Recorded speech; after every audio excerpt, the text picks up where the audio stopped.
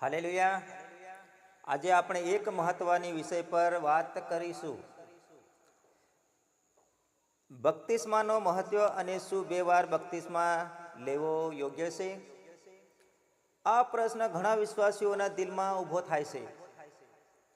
કેટલાક લોકો કહે છે, જો કોઈ ઈસુ પર વિશ્વાસ કરે છે પરંતુ બપ્તિસ્મા ન લે તો શું તેનો ઉદ્ધાર અધૂરું રહે? આમીન. અને બાઇબલમાં તો એક એવો વ્યક્તિ હતો જેણે ક્યારે બપ્તિસ્મા ન લીધું છતાં હરગમાં ગયો.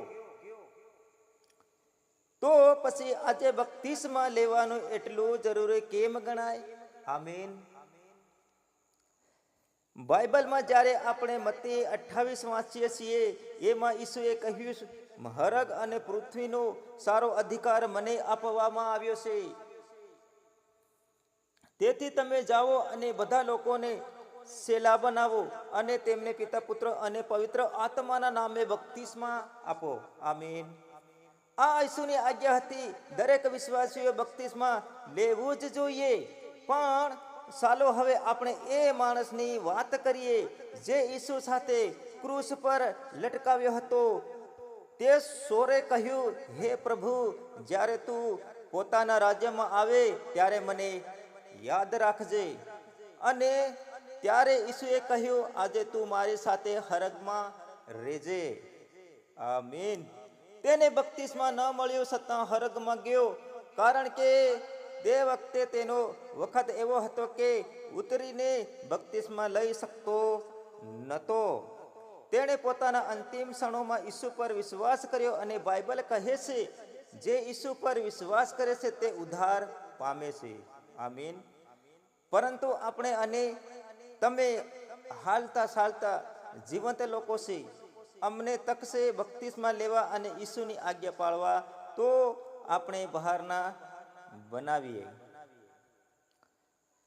તે સોરે બપ્તિસ્મા લીધું નહોતું તો પણ નહીં લઉં, કારણ કે આપણા પરિસ્થિતિ અલગ છે.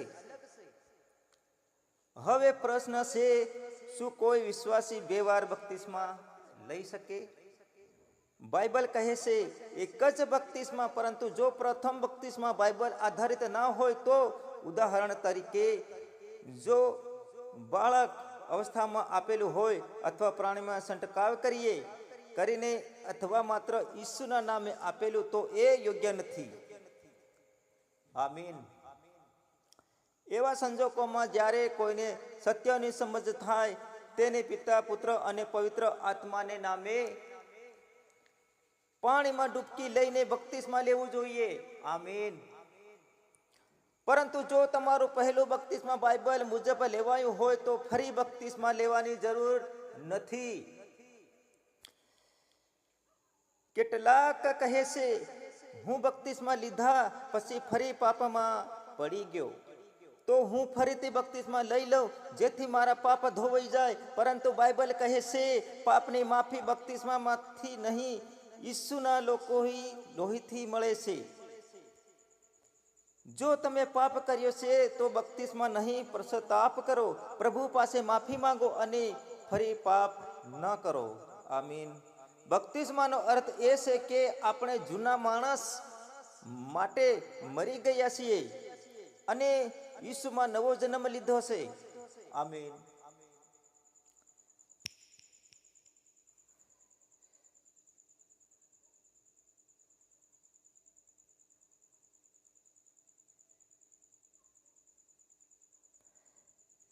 તે એક વચન છે, હું હવે પાપમાં ફરી નહીં જાઉં.